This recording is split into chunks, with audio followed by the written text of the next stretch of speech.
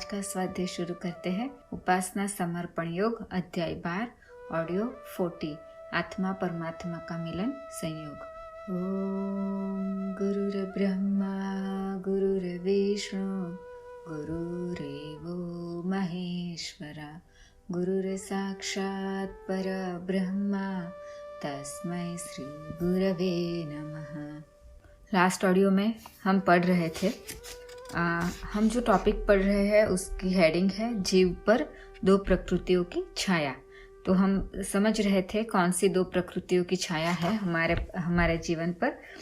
तो हमने last audio में पढ़ा था, गुरुदेव बता रहे थे थोड़े उदाहरण से कि जैसे दो चीज़ों को मिलाकर तीसरी चीज़ बनती है। तो जैसे रात और दिन को मिलाकर संध्या बनती है, फिर सोडा और तेल मिलाकर कास्टिक सोडा और तेल मिलाकर साबुन बनता है। वैसे ही परम ब्रह्म परमात्मा और 5 भौतिक प्रकृति, इन दोनों के सम्मिश्रण से जो तीसरी सत्ता उत्पन्न होती है उसका नाम जीव है। हमने ये भी लास्ट ऑडियो में समझा था। अब आगे पढ़ते हैं। ब्रह्म चेतन है, इसलिए उसका गुण आत्मिक चेतना, अंतःकरण एवं भावना के रूप में मौजूद है। प्रकृति जड़ है, इसलिए शरीर का सारा ढांचा जड़ है। जीव की चेतना एवं प्रेरणा से वह चलता है। जब यह चेतना तनिक भी असक्त या अस्त व्यस्त होती है तो शरीर का सारा ढांचा ही लड़खड़ा जाता है, सारा खेल ही खत्म हो जाता है। साइकिल चलाने वाले के पैरों में जब तक दम है तभी तक पहिए घूमते हैं।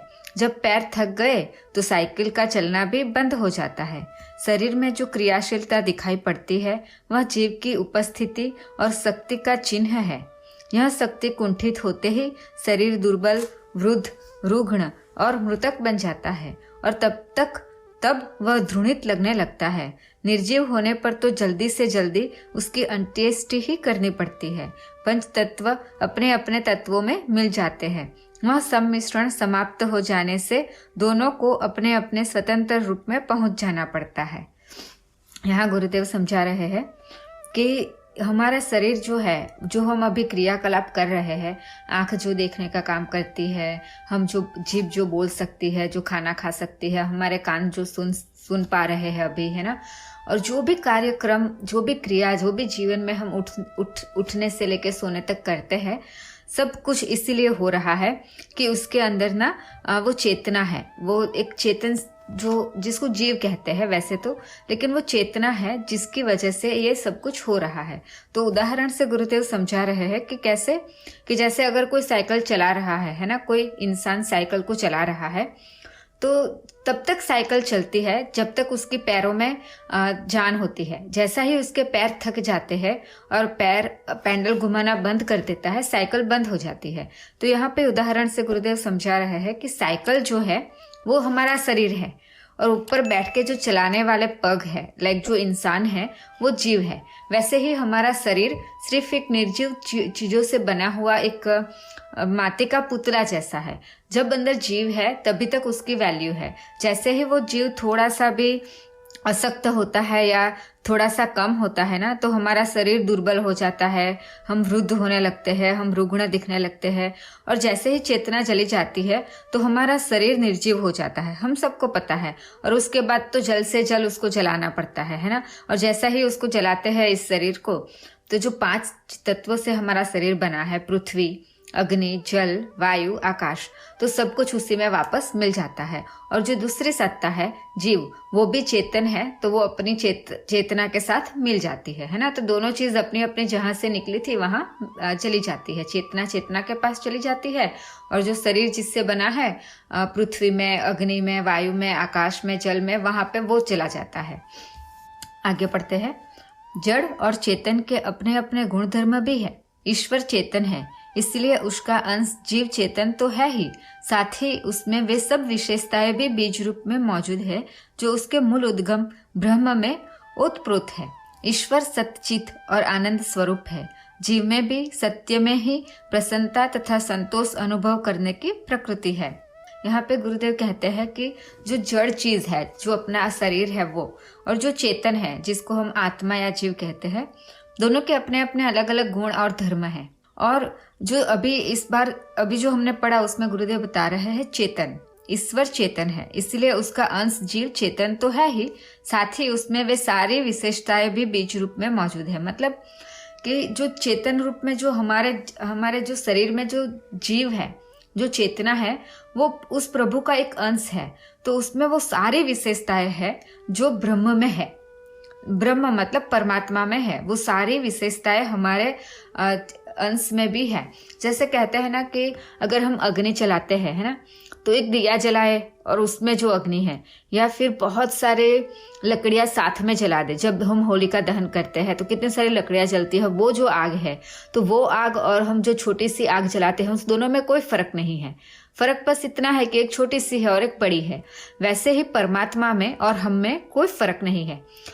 बस इतना है कि परमात्मा एक बड़ी ज्योत है और हम उसकी एक छोटी ज्योत है, लेकिन जितनी शक्ति सारी ज्योत में है उतनी ही शक्ति हमारे अंदर भी है। तो हम में और परमात्मा में कोई डिफरेंस नहीं है। बस इतना है कि हम एक शरीर से बंधे हुए हैं और हमें असीमता का अनुभव नहीं है ना। आगे पढ़ते हैं और यहाँ पे कहते हैं कि वो हमारे जीव जो है ना हमारे अंदर, उसको वो आनंद स्वरूप है और उसको ना प्रसन्नता अनुभव होती है और उसको संतोष का भी अनुभव होता है। आगे पढ़ते हैं। कोई व्यक्ति स्वार्थवश स्वयं भले ही दूसरों से असत्य व्यवहार करे, पर उसके साथ दूसरे जब झूठ, कपट, छल, विश्वासघात का व्यवहार करते हैं तो बड़ा अप्रिय लगता है और दुख होता है। हर किसी को यही पसंद होता है कि दूसरे उसके साथ पूर्ण निष्कपट तथा सच्चाई का व्यवहार करे। छल और धोखे की बात सुनते ही मन में भय, आशंका और घृणा उत्पन्न होती है। इससे स्पष्ट है कि जीव अपने उद्गम केंद्र ब्रह्म का सत्य गुण अपने अंदर गहराई तक धारण किए हुए है। कितना अच्छा समझा रहे हैं, है ना। यहाँ पे एक कितनी अच्छी लाइन है। गुरुदेव कहते हैं कि हम अगर दूसरों के साथ कुछ भी गलत करें, किसी को दुख पहुंचाए, किसी को गाली दे दे, किसी के साथ कपट कर ले, किसी को झूठ बोल दे, किसी के साथ छल कर ले, किसी के साथ विश्वासघात कर ले, है ना, तो हमें जब हम किसी के साथ करते हैं तो हमें इतना फर्क नहीं पड़ता, लेकिन उसमें से कोई एक भी चीज हमारे साथ हो जाती है तो हमें बिल्कुल अच्छा नहीं लगता, है ना। अगर हमने किसी से झूठ बोला तो इट्स ओके, लेकिन अगर किसी ने हमसे झूठ बोल दिया तो हमें कितना बुरा लगता है ना। वैसे ही किसी के साथ हम बुरा करते हैं तो कोई फर्क नहीं पड़ता, लेकिन कोई हमारे साथ वैसा ही व्यवहार कर देता है तो हमें कितना दुख हो जाता है। तो इसका मतलब यह है, गुरुदेव यह कहना चाहते हैं कि अगर हमें किसी गलत चीज से दुख हो रहा है, छल से, कपट से या झूठ से, या जब कोई हमारे साथ विश्वासघात करे और हमें दुख होता है, इसका मतलब यही है कि हमारा जो जीव है ना, हमारे अंदर जो उद्गम केंद्र है हमारा, वो सत गुण अपने अंदर गहराई से धारण करे हुए है। हमारे अंदर गहराई से, अंदर से सत्य का इतना मजबूत ढांचा है कि जब भी कुछ गलत होता है तो हमें दुख होता है ना। अगर सही होता है तो नहीं होता है। ये इतनी सटीक बात है ना कि समझने की बहुत जरूरत है कि कोई भी चीज अगर हमें दुखी करती है ना, इसका मतलब कि वो हमारे जीव और चेतना के विरुद्ध में है। तो अगर कोई भी चीज हमें दुखी करती है तो वो चीज हमें किसी और के साथ भी नहीं करनी चाहिए। इसका मतलब वो चीज अच्छी नहीं है। बहुत अच्छे से ये समझाया है। आई होप कि आप समझ पा रहे हैं मैं क्या बताना चाहती हूँ, लेकिन मुझे बहुत अच्छे से समझ में आ रहा है कि गुरुदेव क्या कहना चाहते हैं। और इट्स बहुत ईजी है कि जो चीज हमें दुखी करती है वो हमारी चेतना के, यानी कि हमारे परम पिता के व्यवहार से विरुद्ध है, तो वैसी चीज हमें भी किसी और के साथ नहीं करनी चाहिए। आगे पढ़ते हैं। चित्त अर्थात चेतना, सक्रियता। जीव भी ईश्वर की भांति आजीवन निरंतर सक्रिय रहता है।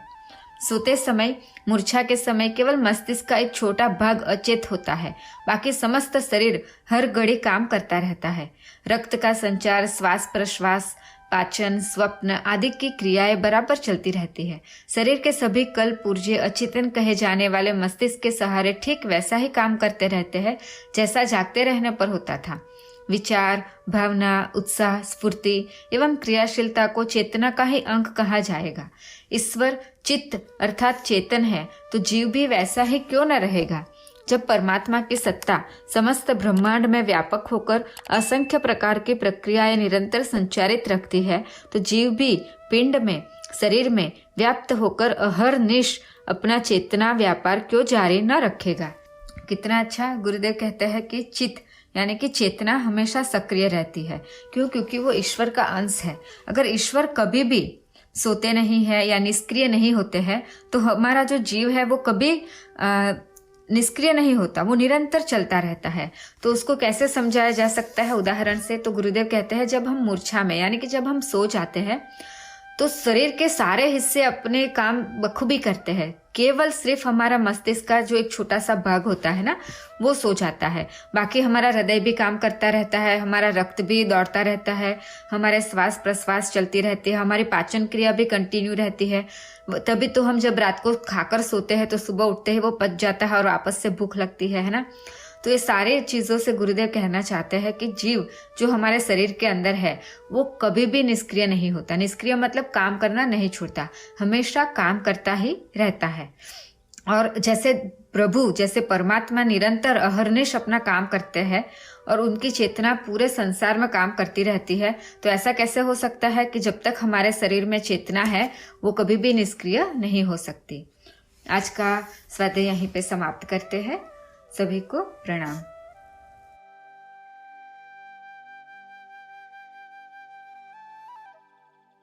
हमारे YouTube चैनल को सब्सक्राइब करें और बेल आइकन को दबाकर ऑल पर क्लिक करें ताकि नोटिफिकेशंस आपको मिलती रहें।